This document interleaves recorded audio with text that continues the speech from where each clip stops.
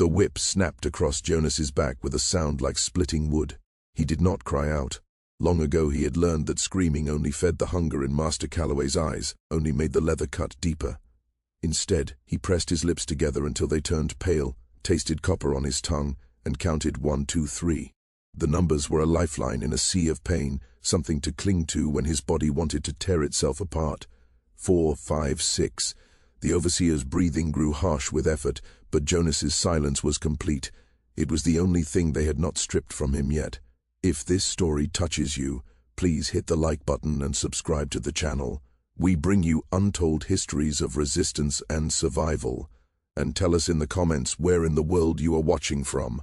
Maryland in 1854 was a place where even the air felt complicit in cruelty. The Calloway Plantation stretched across 300 acres of tobacco fields, each furrow cut by hands that would never benefit from the harvest.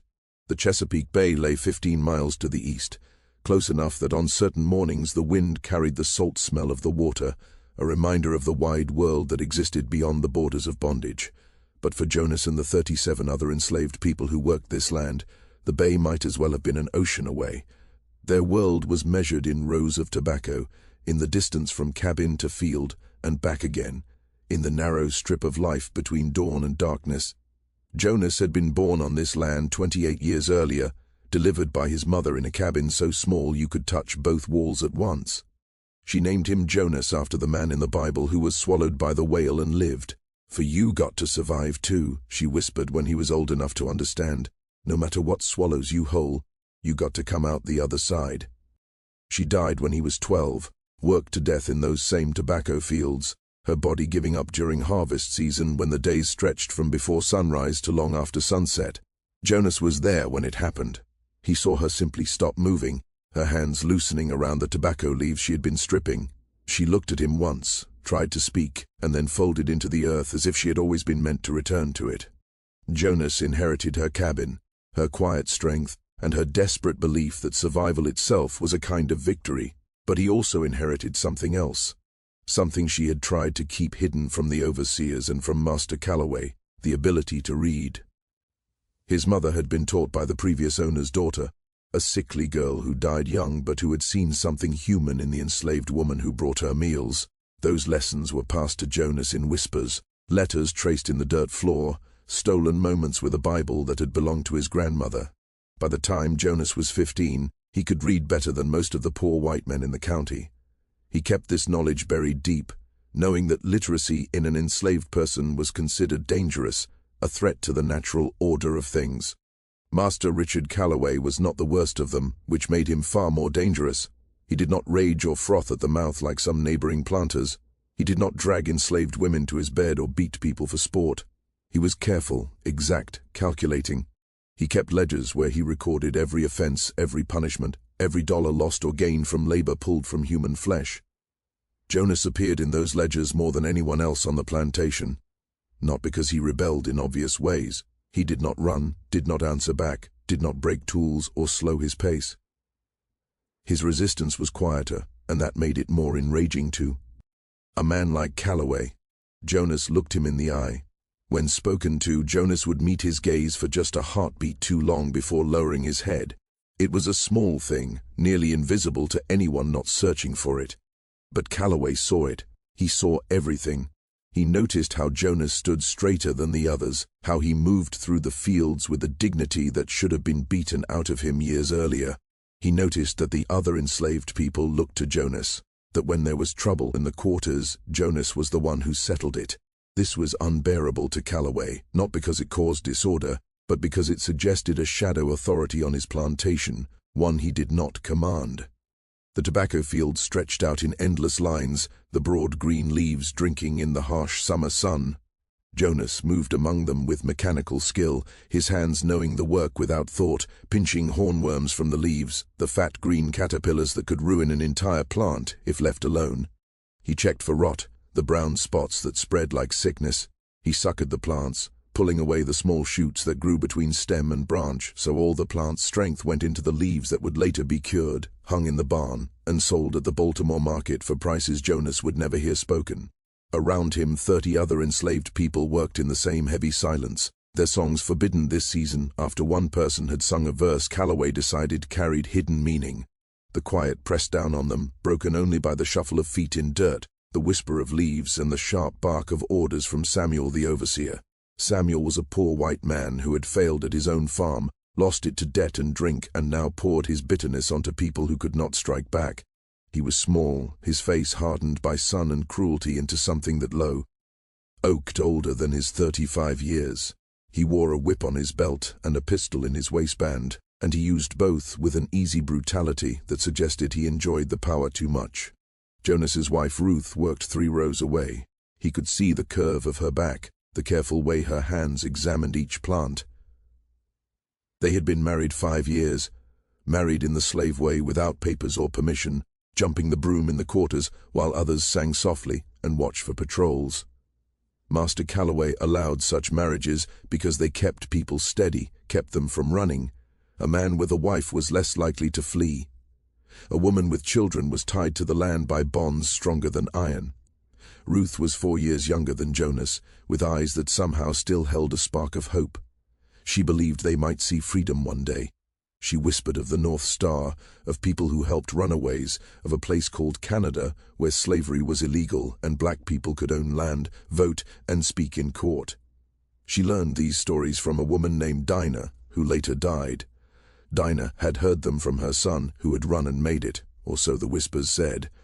Ruth held on to these stories like lifelines.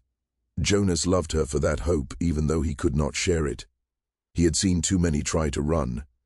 He had seen them drag back with dogs snapping at their heels, their clothes torn, their bodies shattered. He had seen what followed, the whippings that went on until a person could no longer stand. The sails south to the cotton fields of Georgia and Alabama, where the work was harder and life shorter. Hope was a luxury he felt he could not afford.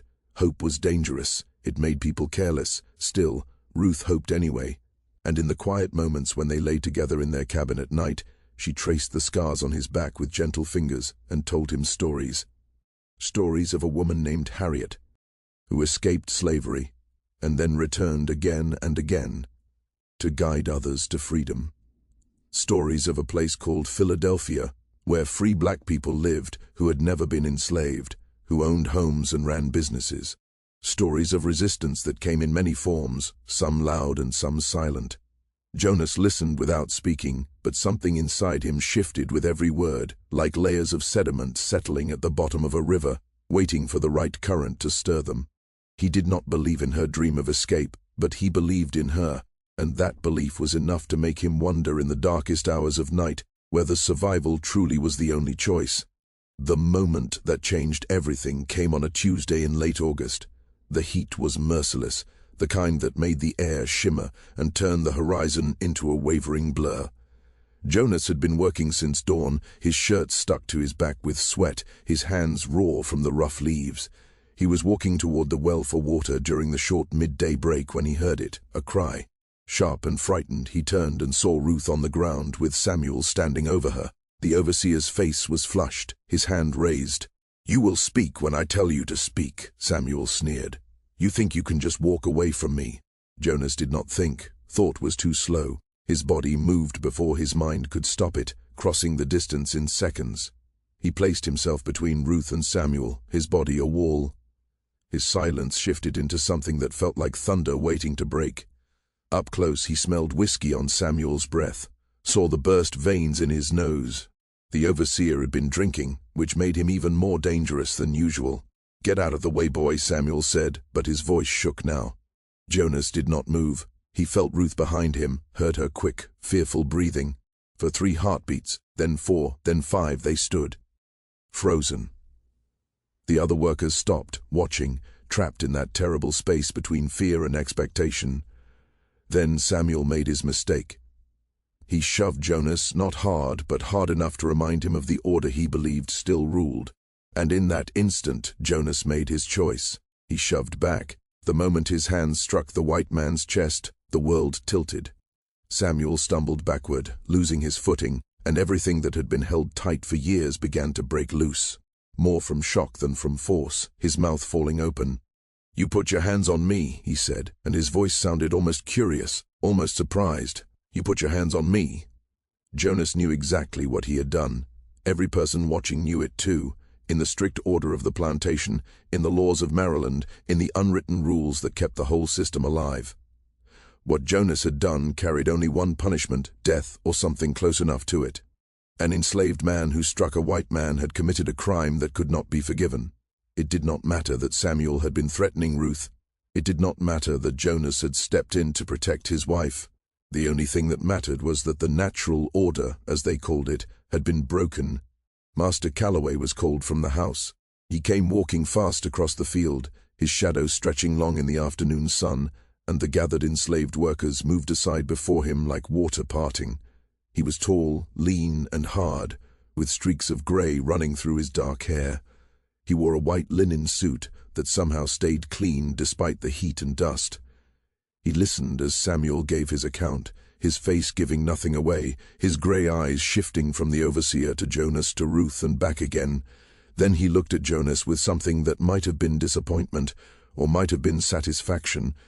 There was almost a trace of relief on his face, as if Jonas had finally given him the reason he had been waiting for. "You know what has to happen now," Calloway said softly. His voice was calm, almost kind. That was the most frightening thing about him. Jonas nodded once. He would not beg. Calloway spoke again and gestured toward the old oak at the edge of the field, the one with the low, thick branches, the one used for this purpose, the whipping tree. Everyone knew it. Everyone feared it. They tied Jonas's wrists to the branch with rough hemp rope, his arms stretched high above his head, his toes barely brushing the ground. The position was meant to cause the most pain, to strain every muscle, to turn the body into a living canvas for the whip. Calloway himself brought out the whip. He did not trust this task to Samuel. It was his finest whip, the one with 9 tails, each strip tipped with a small piece of metal. The enslaved people were forced to watch. That was part of the punishment. The display, the reminder of what happened when you forgot your place.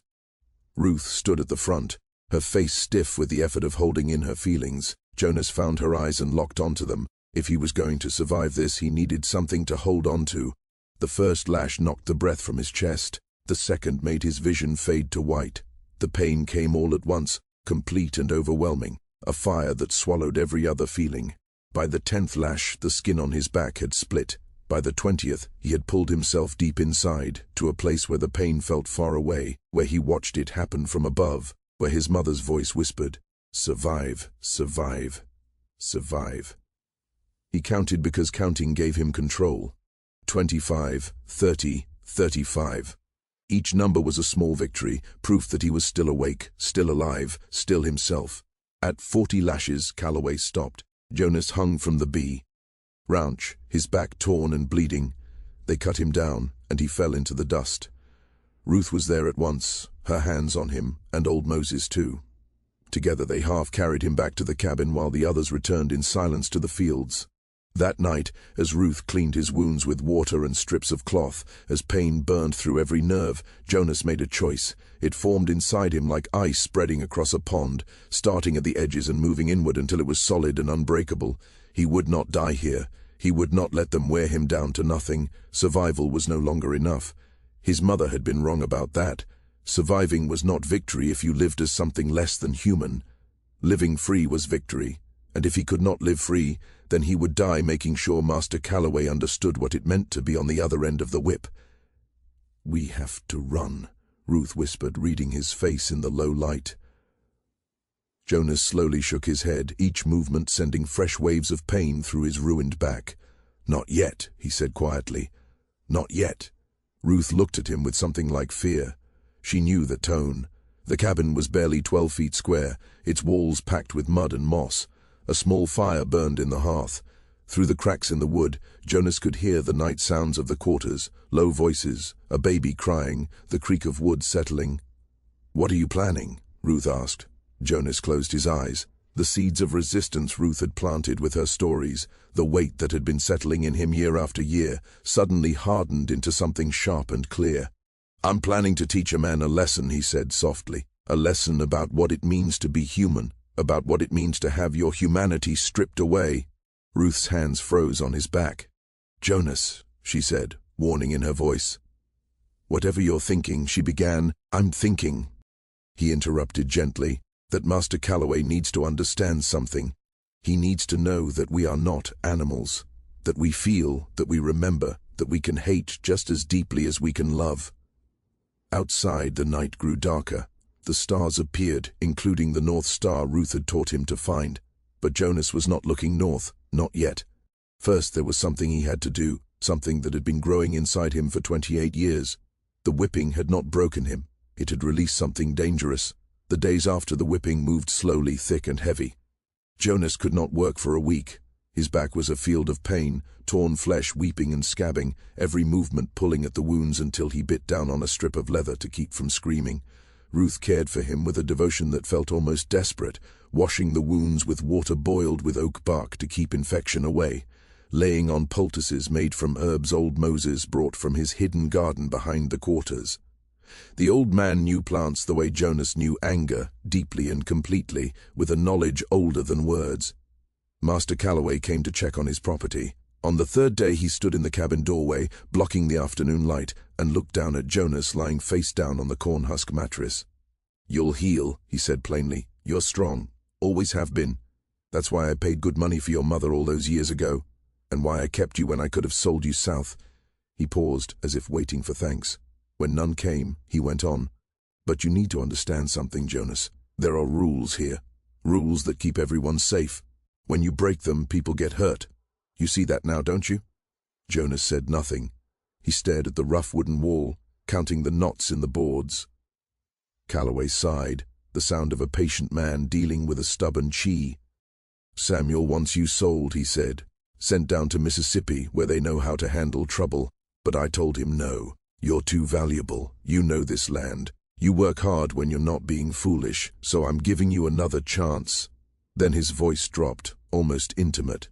"There won't be a third chance. Next time I let Samuel have his way. Do you understand?" Jonas understood. He understood that Calloway saw him as livestock that had briefly gone wild, something that needed correction but was worth keeping. He understood that in Calloway's mind, the whipping had fixed everything, had put the world back in its proper order. He understood that Calloway expected him to heal, return to work, and live as before, maybe quieter, maybe more obedient. What Calloway did not understand was that something deep had changed. The whipping had not broken Jonas. It had made him clear. Ruth understood. She saw it in the way Jonas's eyes followed Calloway as he left the cabin. She saw it in his jaw, in the way his hands clenched and released even as his back burned. "Whatever you're planning," she whispered after the footsteps faded, "it's going to get you killed. It's going to get both of us killed." Jonas finally looked at her. "We are already dead," he said softly. "We've been dead since the day we were born into this. The only question is whether we die on our knees or standing on our feet." By the second week, Jonas could move without screaming. The wounds on his back had started to close, though they would scar, adding to the history already carved into his skin. Old Moses had done his work well. There was no infection, no fever. Jonas's body healed, but his mind stayed busy, working through the problem that had consumed him since the first crack of the whip. He began to watch, to notice patterns he had ignored before. Master Calloway's routines became his study. Every morning at 6, Calloway left the big house and walked the edges of the plantation, checking the tobacco fields, the barn, the quarters. He carried no weapon. He believed his power was enough. Every Tuesday and Thursday he rode into town with Samuel, leaving the plantation under the care of his wife Abigail, a weak woman who rarely left the house and spoke to the enslaved people in a thin, nervous voice that suggested she feared them more than they feared her.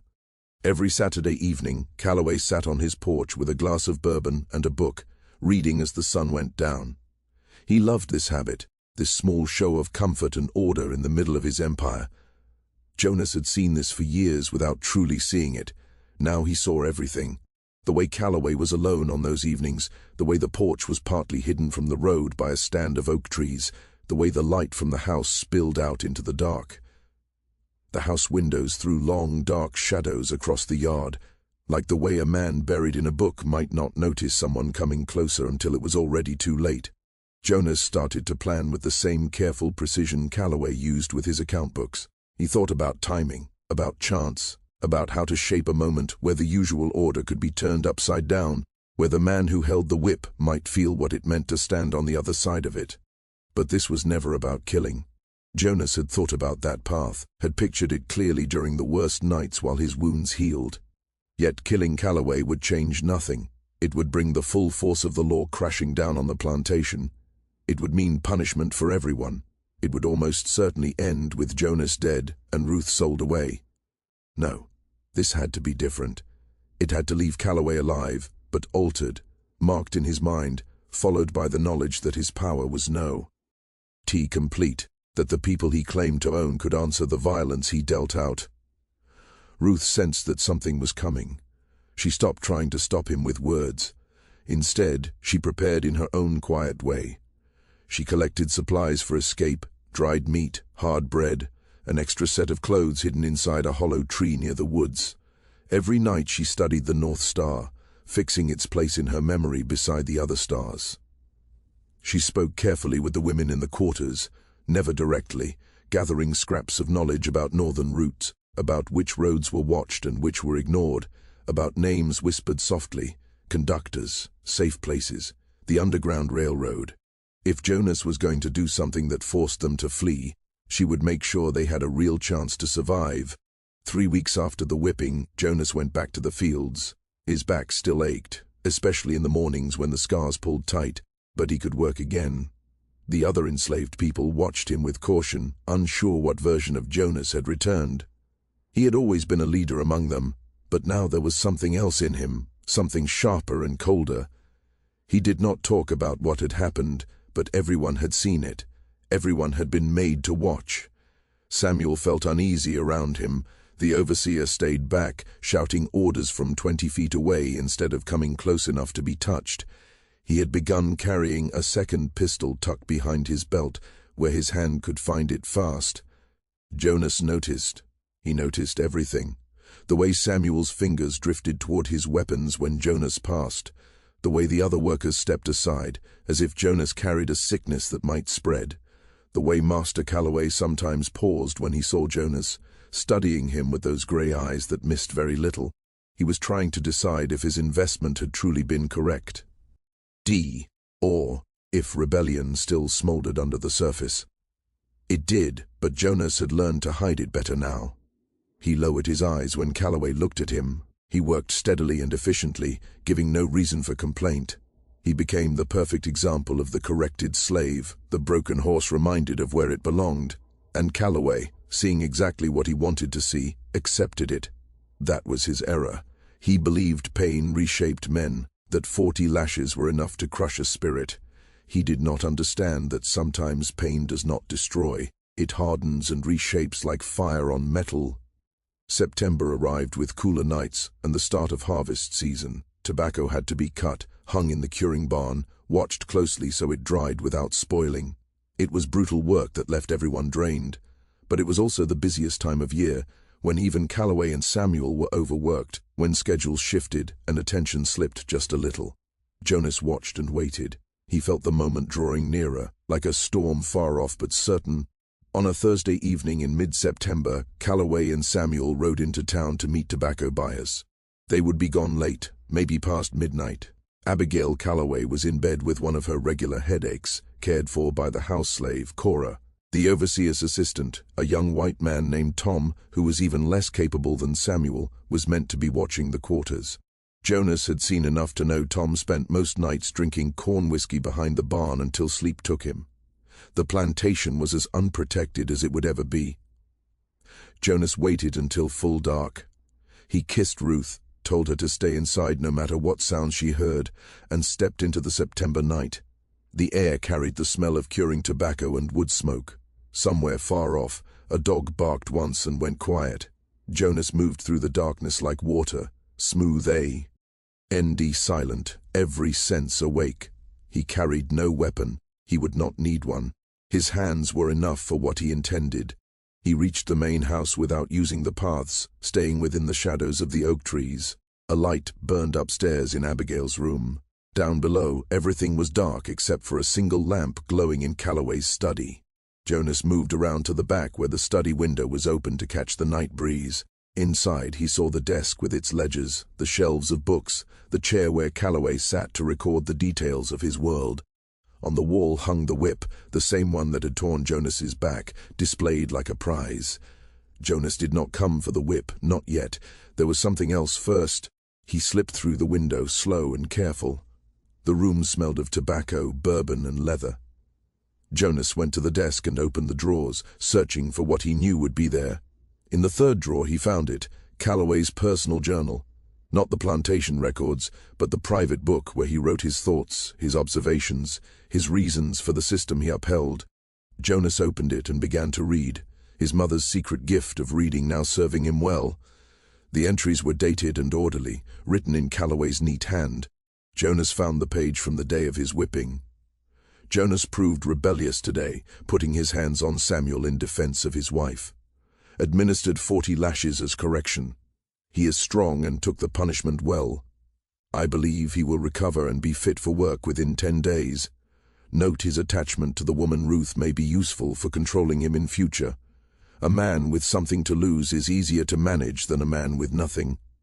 Jonas read it twice, then again. The cold distance of the words, the calculation, the way his love for Ruth and his desperate act to protect her were reduced to a management tool. Something settled inside his chest, colder than anger, deeper than rage. It was clarity, sharp and complete, about who he was, who Calloway was, and the true space between them. He closed the journal and returned it to the drawer. Then he took the whip from the wall. It was heavier than he expected, the handle smooth from use, the 9 tails hanging like dead snakes. He coiled it and slid it into his belt. Then he left the study the way he had entered, back into the September night. Jonas did not return to the quarters. He headed instead for the edge of the land, where an old hunting trail slipped into the woods. Hidden there was what he had prepared during stolen moments over the past 2 weeks. A small clearing, a single tree with strong low branches, and rope. His mother had taught him carpentry, and she had learned it from her father. Jonas knew knots. He knew how to tie rope so it would hold, so it would not slide, so a body hanging from it would be held in the same position Jonas himself had endured at the whipping tree. He checked everything again, testing the knots, making sure nothing would fail. Then he waited. Calloway and Samuel would return from town. They would take this trail because it was the shortest way back. Jonas knew because he had watched them do it countless times. He knew Calloway rode slightly ahead, and that Samuel often nodded in his saddle after drinking. He knew that in the dark, with trees pressing close, 2 men on horseback would never see a rope stretched across the path at chest height until it was too late. Time passed. Jonas did not move. The fields had taught him patience. The long days and years of swallowed anger had shaped it in him. Patience was another lesson forced on him without meaning to. Near midnight, he heard horses approaching. 2 riders, slow in the dark. Jonas tightened his grip on the rope. They came closer. He heard Sam. Ewell's drunken voice complaining about prices. Calloway answered, short and sharp. Closer still, the moment stretched thin and bright. Then Jonas pulled. The rope struck Calloway across the chest like a sudden bolt. One instant he sat upright, the next he was flying backward, hitting the ground with a heavy thud like a dropped sack of grain. His horse reared and ran. Samuel, half drunk and half asleep, had no time to react before his own horse panicked and threw him. He hit the ground hard, groaning in confusion. Jonas was on Calloway before he could breathe. He moved with the speed of years of held violence released in tight control. He hauled Calloway up, one hand twisted in the man's collar, and shoved him toward the clearing. Calloway tried to speak, tried to order, tried to summon the authority that had always saved him. Jonas struck him once across the face, hard and clean, and the words ended in a broken sound that never became a command. Spray of blood burst from his split lips. Samuel was dragging himself toward the spot where his pistol had fallen, his left arm dangling useless from the ruined shoulder. Jonas kicked the gun away into the bushes, then drove his boot into Samuel's ribs just to be sure. The overseer folded in on himself, crying softly. "Stay down," Jonas said, his voice so cold and final that Samuel obeyed at once, fear drowning out the pain. In the clearing, washed in thin moonlight slipping through the oak branches, Jonas tied Calloway's wrists with the rope he had prepared earlier. The master struggled and twisted, trying to break free, but Jonas was stronger now, fueled by surprise, fury, and 28 years of stored resentment. He forced Calloway's arms upward and secured his wrists to the branch, stretched high above his head, toes barely brushing the ground. The same position, the same tree Jonas had chosen for this very moment. Calloway found his voice at last. "You're a dead man," he rasped. "Do you hear me? You're dead. They'll hunt you. They'll hang you in the town square. Jonas shoved a rag into his mouth, silencing the threats. He stepped back and studied the scene. Master Richard Calloway, plantation owner, respected citizen, now hanging from a tree like a common thief. Like property. Like something to be corrected. Jonas pulled the whip from his belt. Calloway's whip, the one that had hung on his study wall, the same one that had cut into Jonas's back 3 weeks before. He let the 9 tails loosen and spill onto the dirt. Calloway's eyes went wide above the gag. He shook his head wildly, muffled pleas leaking out. Jonas felt nothing at all, no pleasure, no satisfaction, only a sharp, calm certainty that this had to be done, that this was the only language this man could ever understand. "You wrote in your journal," Jonas said softly, "that I took punishment well, that I was strong. Let's see how strong you are." The first strike landed across Calloway's back, and his whole body jerked hard. His scream was trapped behind the gag, but it could still be heard. Jonas paused, counting in his mind, 1, 2, 3. Then the second lash fell. Calloway's fine shirt ripped open like thin paper. The third strike drew blood. By the 5th, Calloway was sobbing, his body snapping with each blow like a broken puppet. Jonas counted to 10 and stopped. 10 lashes, not 40. He was not trying to copy what had been done to him. He was teaching something else. Pain is the same no matter who you are, white or black, master or slave. The body does not care about rank or power when it is being torn apart. Suffering makes everyone equal. Jonas stepped forward and pulled the gag from Calloway's mouth. The man sucked in air, tears running down his face. "Please," he whispered. "Please, I'll let you go. I'll give you papers." Jonas struck him across the face again, not hard, just enough to stop the begging. "You think this is about freedom," he said. "You think I did this so you would free me." He leaned in close enough to smell the fear on Calloway's skin. "I did this so you would remember, so every time you see your back in the mirror, every time those scars pull when you move, you remember that we are human, that we feel, that we are not animals to be corrected with a whip. I want you to carry this. I want it to wake you at night. I want you to finally understand what you've been doing to us." Calloway's eyes were wild and empty. His whole understanding of the world had just collapsed. Jonas cut him down, and Calloway crashed to the ground, his ruined back shining under the moon. Jonas stood over him for a long second, the whip still in his hand. Then he dropped it onto Calloway's chest. "Keep it," he said. "A reminder." He turned to Samuel, still curled in the dirt where Jonas had left him. "You go to the authorities, they'll ask questions.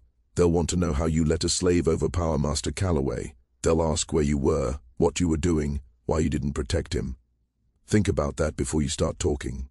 If you're still watching, this is the moment to like and share this story.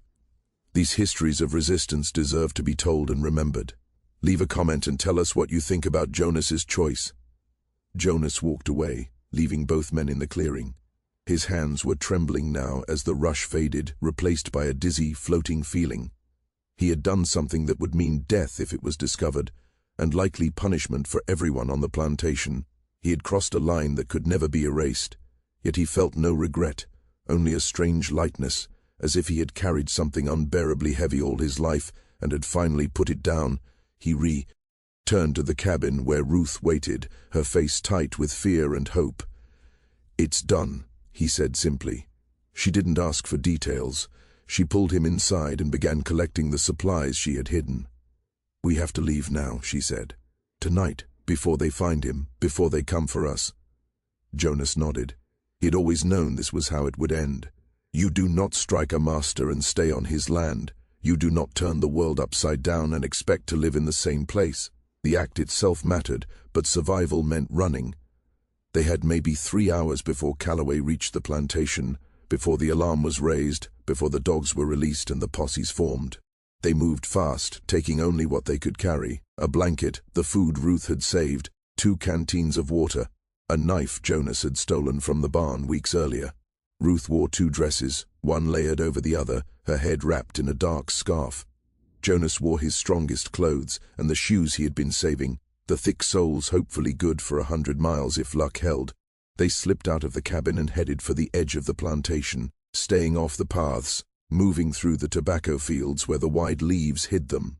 Behind them, the quarters lay dark and quiet. The others were sleeping or pretending to sleep, and if anyone heard them leave, no one showed it. It was safer not to know. At the property line, Ruth paused and looked back once. This had been her home, in a way. For 9 years, Jonas did not look back. He had been born here, but it was never home. Home was something you chose, something you made. Home was not a place where you could be whipped for protecting your wife. They entered the woods. The North Star shone through breaks in the trees, steady and clear. Ruth led the way, guiding them by the sky she had memorized. They moved quickly but carefully, trying not to leave. Clear signs, trying not to snap branches or stir the ground too much. Every few minutes they stopped to listen for pursuit, dogs, voices, horses, but there was nothing yet. Only the night sounds of the forest, owls calling, crickets singing, small animals rustling through leaves. They walked for 3 hours, putting as much space as possible between themselves and the plantation. Ruth knew the general direction north. They would have to reach Pennsylvania, then push on to New York or even Canada. It was hundreds of miles through hostile land, where any white stranger could demand papers, turn them in for reward money, or shoot them if they ran. The chances were bad, but they had always been bad. The odds had been against them since birth. As dawn crept closer, they found a creek and followed it upstream, wading through the water to confuse the dogs that would surely come. The water was icy and numbed their feet, but it had to be done. They stayed in the creek for a mile or more until they reached a thick knot of blackberry bushes and laurel that formed a natural hiding place. They pushed into the center, ignoring the thorns tearing at skin and cloth, and collapsed into the small hollow inside.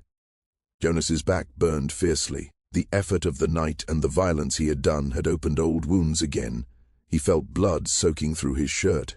Ruth noticed and quietly cleaned him with creek water, tearing strips from the inside of her dress to bind him. They said nothing. There were no words yet. They were running. They were alive. That was enough. They hid through the day, taking turns watching, sleeping in short, uneasy stretches in the thick heat. Jonas dreamed of the whipping tree, of Calloway's face, of the sound the lash made when it struck flesh. He woke suddenly, heart racing, Ruth's hand on his shoulder, her finger pressed to her lips. Far away they heard dog, the eager baying of hounds on a trail. The hunt had started. They stayed still as the sounds grew nearer. The dogs followed their path through the woods, leading straight to the creek. Jonas heard men's voices now. Samuel was among them, his words unclear, but the anger in his voice sharp. The dogs reached the water and confusion followed. The scent vanished at the creek. The handlers spread out, searching both banks, trying to find the trail again. Jonas and Ruth pressed flat against the earth, making themselves small. The blackberry thicket was thick enough that unless someone forced their way inside, they would not be seen. Time stretched thin. 1 hour passed, then another. Slowly the voices faded, moving downstream instead of up. The dogs were led away. Jonas finally let himself breathe. They stayed hidden until night returned. When darkness settled again, they crawled out stiff, sore, and starving. They couldn't risk a fire, so they ate the dried meat and hard bread Ruth had packed, washing it down with creek water. Then they walked again, guided by the stars, putting more miles between themselves and Maryland. The pattern repeated for a week: walk at night, hide by day, avoid roads and towns, drink from streams, eat little and stretch supplies. Jonas's back slowly healed, the wounds closing, the pain turning into something he could push aside by will alone. Ruth's feet developed blisters that grew worse with every mile, burst and bled, then slowly toughened into hard calluses. They spoke very little. Talking cost energy, and every bit of strength they had was needed just to keep moving forward. On the 8th night, they reached the border of Pennsylvania. They knew it because Ruth had been counting each day carefully, and Jonas had been judging the miles by memory, using maps he had never seen, but had memorized from the words of other runaways. Pennsylvania W. As a free state, But freedom on paper did not mean safety in life. The Fugitive Slave Act still ruled them. Slave catchers could cross borders, could demand help from local officers, could drag escaped people back in chains. They were still hunted, still counted as property by the law. Yet Pennsylvania also carried hope. Here, help was possible. The Underground Railroad was strongest in this land, with networks of abolitionists and free black people who risked everything to guide runaways toward real freedom in Canada. Ruth had 3 names stored in her mind, 3 addresses spread across 3 towns. The nearest was a Quaker family living in a place called Chester Springs.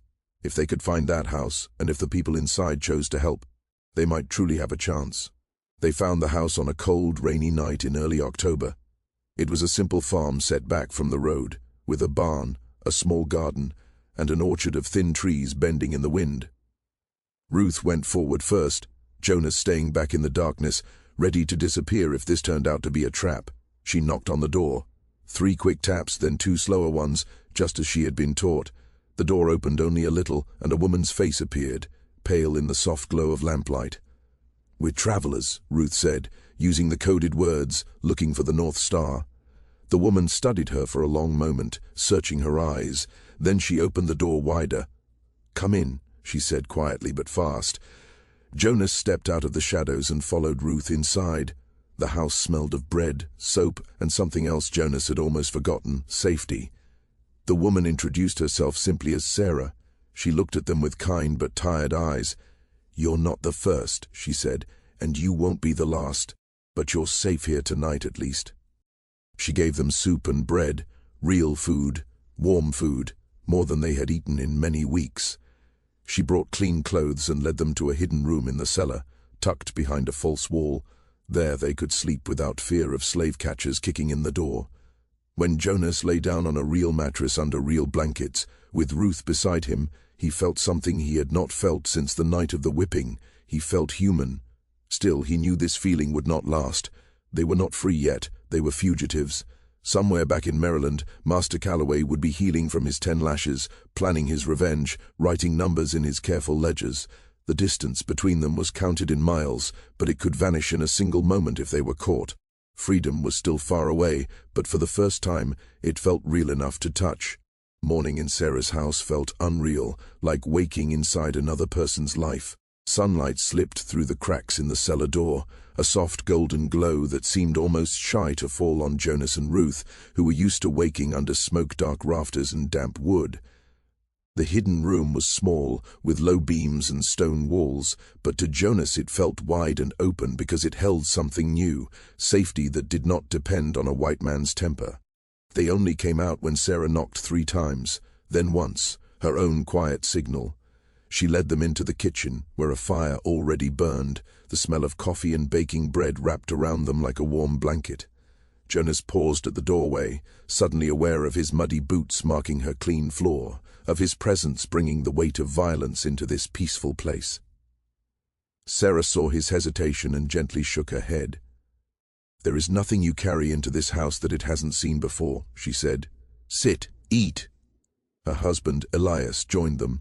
He was tall and thin, with a grey beard, and a calm stillness that came from years of holding firm beliefs in a cruel world. They bowed their heads as he spoke a simple prayer, thanking God for bread, for shelter, and for their guests who walked a hard road toward the freedom they were always meant to have. He did not say the word slave. He spoke no language of ownership. Jonas felt his chest tighten at those words, meant to have, as if freedom were not something stolen, but something that had always belonged to him. They spoke quietly over breakfast, and Sarah did most of the talking. She carried a map in her mind, routes and safe houses, kind farms and churches, black communities that would hide people like Jonas and Ruth for a night or a day, sometimes longer. She spoke of coded letters, quilts hung with certain patterns, lanterns placed in windows as signs. It was a hidden world, layered beneath the one Jonas had always known. A world of quiet defiance, of people willing to face prison, fines, or death just to move strangers a little closer to freedom. "You can't stay long," Elias said gently. "The law watches people like us closely. Too many patrols, too many questions." His eyes softened with memories he did not speak aloud. "Every extra day puts you and us in greater danger." Ruth leaned forward. "How far to Canada?" Her voice shook on the last word, as if it were more than a place, as if it were a prayer. Far, Sarah said honestly. Weeks, maybe longer. First to a friend near Lancaster, then to Philadelphia, then north to New York. After that, others will guide you. You may cross near Niagara or Detroit. Some cross by ship on the lakes, if they reach them. The names washed over Jonas like a foreign tongue. Lancaster, Philadelphia, Niagara, Detroit. Each one sounded like a step away from Maryland, from Callaway, from the whip and the ledger and the tree. Each one also meant more danger, more roads, more strangers, more chances to be betrayed. Elias studied Jonas carefully. You did something, he said softly. Something back there that ensures they will not stop hunting you. Jonas met his eyes and did not look away. There was no reason to lie here. I put a whip in a master's hand, he said slowly. Then I made him feel it. Elias closed his eyes for a moment, pain and something like respect crossing his face. Sarah's hand flew to her mouth. Dear Lord, she whispered. You didn't kill him, Elias said. No, Jonas answered. I wanted him alive. I wanted him to remember. Then he will burn the country to find you, Elias said quietly. Men like that cannot stand being reminded they are made of the same flesh as those they own. Ruth's fingers tightened around Jonas's hand. Her voice was small. Does that mean we should go back? Jonas turned to her sharply. Back to what? He asked. To the tree? To 40 more lashes? To being sold south because my back can't take any more? He shook his head. There is no going back. Sarah nodded. Forward is the only road now. We knew that when we opened our door to you. She brought out a small packet, a folded paper sealed with wax. This is for the next station. Hide it well. If you're stopped, destroy it before anyone reads it. It tells them who you are and that you can be trusted. Jonas took the letter carefully. Trust felt fragile, dangerous. On the plantation, trust had been a lie wrapped in kindness. Here, it felt like a rope thrown across a deep gap. They left Sarah and Elias's farm at dusk, deeper into their journey than ever before. Before they went, Elias rested his hand briefly on Jonas's shoulder, just above the scars. You carry the marks of Pharaoh's lash, he murmured. But remember, Pharaoh fell not because one man struck him, but because a people walked away. Tonight, you walk for more than you. Selves. They moved north again, following faint wagon tracks, slipping into the woods when they heard voices, dogs, or the distant sound of wheels. The land rose and fell in gentle hills, dotted with farms and stone fences, so different from Maryland's flat, heavy fields. Still, Jonas felt the whip's shadows stretching behind them, as if at any moment the trees might open to reveal Callaway on horseback, Law and Cruelty riding with him. 2 nights later, they neared Lancaster. The town glowed ahead, lamps spilling light into the streets. Jonas had seen a town only once, as a boy delivering tobacco. The noise and crowd had both scared and amazed him. Now, entering a town as a hunted man felt like stepping into fire. They circled the edges, moving through alleys and narrow lanes. Ruth whispered directions from Sarah's instructions. Brick house, green door, 3 steps, round window. They passed homes where white families slept, unaware of the 2 figures slipping through the dark like ghosts. At last they found it, a narrow brick house pressed between others, its green door nearly black in the dim light. Ruth knocked. 3 short, 2 long, then silence. The door opened a crack, and a single dark eye looked out. You're late, a man's voice said, calm and low, carrying a northern black accent that felt strange and familiar at once. Get in. Don't stand there like a newspaper headline. The man was black, taller than Jonas, with deep brown skin and closely cut hair. He wore plain clothes but stood with an ease Jonas had never seen before. Name's Isaiah, he said. You can use it. Yours I don't need yet safer that way. He moved with quiet care, bolting the door, putting out the lamp in the front room, then guiding them into a small inner space with no windows. There he lit another lamp and the light wrapped around them in a soft circle. You from Maryland, he said, not really asking. I know that look. Ain't no other place cuts a man that deep. Jonas' hand went without thinking to his back. Isaiah nodded.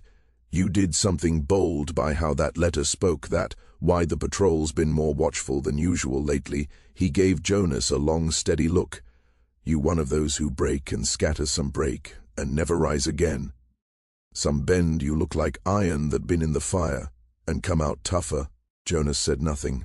The word stirred. Mixed feelings in him. He had acted from anger, from a need to give back even a small piece of what was taken from him. He was no hero, no Moses, just a man who finally refused to be, only a body meant for use. Isaiah turned to Ruth. "You carry the stars in your head," he said softly, "you his compass, or he yours." Ruth's eyes shone both. She said. Isaiah smiled. "That the right answer," he pointed to a pallet on the floor. "You rest a few hours before dawn. Then we move. Tracks are hotter near here. Word is a big planter, south of here. Got his back cut open like a field. White folks don't like that. Story makes them uneasy, nervous. White folk are like trapped dogs, they bite at anything." Jonas lay down, but sleep came slow. His thoughts kept circling back to Isaiah's words, to the idea that stories of what he had done were moving faster than he was. Maybe not his name, but the act. A master whipped on his own land by what he claimed as property, plantation owners whispering in their fine rooms, glancing over shoulders at the people serving their meals, suddenly aware the same hands pouring drinks could hold a whip in the dark. Ruth reached for his hand. "Do you regret it?" she asked quietly. She did not need to say what it was. They both knew. Jonas thought a long time. He saw Calloway's face, not under the lash, but as it always was, calm, sure of his place. He saw his mother body in the field, his own back stretched on the tree, Ruth on the ground beneath Samuel's shadow. "No," he said at last, "I regret. I couldn't do it for all of them, for my mother, for yours, for every back that whip ever touched." Ruth squeezed his hand hard. "Then we have to live," she whispered. "We have to live enough life for all of them, or else what was the point?" The next part of the journey moved faster and smoother. Isaiah belonged to a network that ran through Lancaster into Philadelphia, like a hidden river. There were coded notes wagons with false bottoms, church base, ments and attics over workshops where freed men pretended not to hear the breathing above.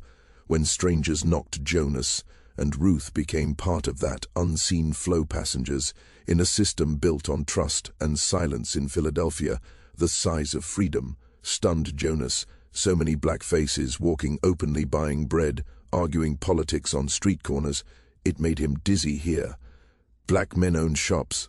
Black women ran boarding houses. White and black abolitionists argued in papers about laws and methods. Yet even here, slave catchers moved through the streets, armed with a Fugitive Slave Act backed by judges, ready to call any black person a runaway on a word. They stayed 2 nights in the cellar of a black church. The pastor thundered upstairs about Pharaoh and chains, while below real fugitives lay listening and wondering if God truly heard their footsteps. On the second night, an argument broke out among the men running that station. Jonas heard it through the thin floor. "We can't keep sending them all the way to Canada." One voice said, sharp and worn, "We should fight here, build something here. Let the South come if they want to drag people back. We'll be ready." Ready, with what another voice fired back, hard words and empty hands. "You want to make them martyrs before they see one free day. Canada ain't perfect, but it's solid, a place they can't reach. We can't gamble lives on your temper." Jonas lay awake, eyes open in the dark. It struck him that even among the free, even among those fighting slavery, there was no single answer. Some trusted laws and papers. Some trusted secret paths and borders. Some believed in open force, his own act, whipping Calloway fit nowhere clean. It was personal and symbolic, both a burst of violence inside a system built on centuries of it. Maybe resistance is all of it. He thought every piece, every choice. From Philadelphia they moved again, this time in a wagon full of barrels marked molasses. The smell was thick, coating Jonas' throat, making him cough. They lay pressed together beneath the barrels, barely space to turn heads above them. Voices came and went, toll, men, curious strangers. The driver easy lies about cargo and road hours blurred together. The wagon slowed. At one point they heard reins snap, another horse nearby, boots on hard ground. Then a rough voice. "What you carry in molasses for a merchant upstate," the driver said. "Easy cold weather coming. Folks like sweet in their tea when the wind turns mind. If we look, silence." Jonas felt Ruth's hand, find his fingers locking tight. He heard wood scrape, a barrel shift, liquid slosh, a plug popped loose. The smell grew stronger, then a curse, damn stuff leaking. "Get it off the road before it ruins my men. Boots, move on next time, tie it tighter." The wagon lurched forward. Only when the sounds faded did Jonas realize he had been holding his breath. If you're still here following Jonas and Ruth's journey, take a moment to like this video and subscribe. These long, hard paths deserve to be remembered step by step, and tell us in the comments where you're watching from and how this story speaks to you. Days slid into weeks. The air turned colder as they moved north. Trees green when they left Maryland turned gold, red, brown, then dropped their leaves. Frost traced stream edges in the mornings. Jonas' breath showed when they walked at night. Ruth's hands grew raw from cold and constant travel. But there were moments of quiet beauty, a night sky thick with stars, as if heaven had split open. A pond at dawn, mist curling above it. Laughter in a safe house, runaways, sharing stories of near capture and help from strangers with nothing to gain in one such place. A small farm in upstate New York. They met a man who changed how Jonas saw himself. His name was Josiah, a black man in his 50s, hair, mostly white, hands scarred from labor. Born free in the North, he had spent his life helping others. "You the one from Maryland," Josiah said. After the conductor whispered to him, he studied Jonas so closely. Jonas wanted to look away, the one who gave his master a taste of his own hand. Jonas' jaw set. "I'm the one who put my wife in danger," he said, "the one who made hunters ride harder." Josiah shook his head. "You the one who reminded him they ain't God's word of what you did, ran faster than any of us. You know what that does to a man still bent in a field thinking he got no power. It plants something even if he never lifts a hand. It tells him you weren't made just to take stories. Don't stop whips," Jonas said. Josiah smiled sad. "No, but whips don't stop stories either. And sometimes stories make the hand holding the whip shake. Not enough, not yet, but more than before. You think that don't matter, you wrong." That night Jonas stared at the dark ceiling for a long time. He thought of Calloway, of the scars now carved into the master back. He imagined field hands whispering about the Maryland master tied to a tree, whipped like any man. He imagined Calloway waking at night feeling fire in his back, seeing not Jonas' face, but all the faces he had punished for the first time. Jonas let himself believe what he did might reach beyond his own life, beyond this dangerous march north. It might settle in hearts he would never know. That thought frightened him and steadied him together. Winter pressed in when they reached the last stop before Canada. A broken house near the shore of a vast grey lake. Wind cut off the water, carrying the smell of something wide and clean. Jonas had never seen so much water. It swallowed the horizon. Their final guide on American ground was a stern white woman named Margaret. Hair, pinned tight, eyes sharp as stone. "You cross tonight," she said, "no extra words. Boat takes you over. Once you step off, you in Canada. Law different there. Don't mean life easy, but no man can claim." Why? Again, not by law. Anyway, Jonas and Ruth stood on the rocky shore that evening, shaking in the wind. A small rowboat knocked against the pier, dark against the slate water. The man rowing them wore so many layers. His face was hidden. Ruth slipped her hand into Jonas. "Can you feel it?" she asked. He nodded slowly. The wind cut through his coat and made his eyes sting. But it wasn't just the cold. It was the feeling of standing on a threshold. Jeff, with one foot in the world that had shaped him and the other reaching toward a world that didn't yet know how to treat a man like him. Behind them lay Maryland, the Calloway plantation, the tree, the whip, the ledger. Behind them lay his mother's grave and every lash he had ever felt. Ahead lay a country that didn't see him as property by law, but still didn't fully recognize him as equal in life. He would have to create a life from nearly nothing. No papers, no trade besides the work forced into his muscles, no guarantees, but he would also have something he had never held before. The freedom to choose, to work for himself, to love Ruth without fearing she might be sold, to decide how to live with the memory of what he had endured and what he had done. Margaret's voice cut through the wind. "It's time." Jonas looked at Ruth. She returned his gaze, eyes glowing with fear and a fierce, stubborn hope that had carried them this far. "Together," she said. "Together," he answered. They moved toward the boat. The boat sliced through the dark water like tearing cloth. Each stroke of the oars sent ripples outward into the night, carrying them away from all they had known. Jonas sat stiff in the bow, his hands gripping the wood so tightly his knuckles turned white. Ruth pressed against him, her body a warm point in the cold that rolled off the lake in waves. The man rowing said nothing. His breath came in steady clouds, matched to the rhythm of the oars, and his eyes stayed locked on the distant shore, a line of darkness slightly lighter than the water. Behind them, America faded. Jonas didn't look back. He focused on the far shore growing slowly larger with each stroke. The crossing lasted an hour, maybe more. Time felt strange on the water, suspended between two countries, two lives, two ways of being human. The wind cut through his thin coat and found every scar on his back, making them ache like the whip had just fallen. He wondered if Calloway felt the same that night, lying awake in his fine house, back throbbing, mind haunted by helplessness. The boat scraped rocks and stopped.